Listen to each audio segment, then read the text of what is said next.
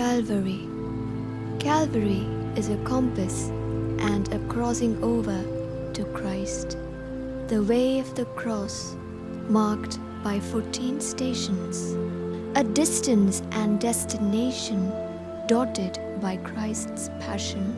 3 decades of solitary seeking, treading miles and miles within, and at a sublime summit, he delivered his sermon, till at journey's end, baptized by fire, soldered with God, this Son of God became the soulmate of all.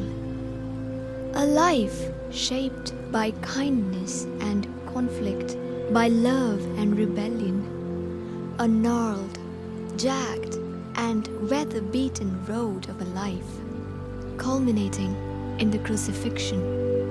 Calvary is a crowning, a God-won height, a heavenward towering of a soul force, a furnace where one's burning brightness is forced, and promise for the downtrodden to dare again.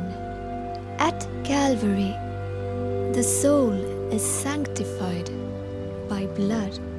Turbulence is tamed into serenity, and scorn is smoothened into solace.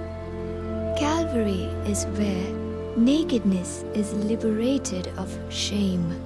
It is where the teacher is abandoned and faint-hearted disciples flee in fear.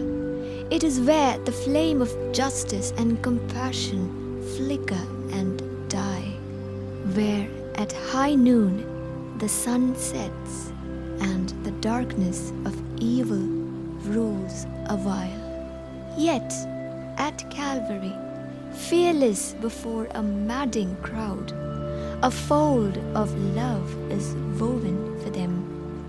It is where the tears of the tortured ink an image in merciful hearts, where one bears another's cross, and yet the labor turns to lightness.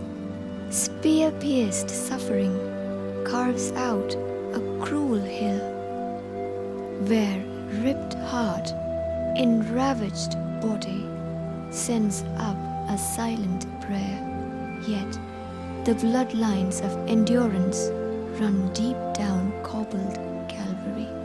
Here, crucifixion is satyagraha, and one wrestles with one's elements. The ego is shed to attain the supreme, and the sufferer becomes the savior. Calvary is where the cross becomes the ladder to eternity, and the spirit is commanded to the Father in its fullness, where birth is death and death is birth. Calvary is a compass and a crossing over to Christ.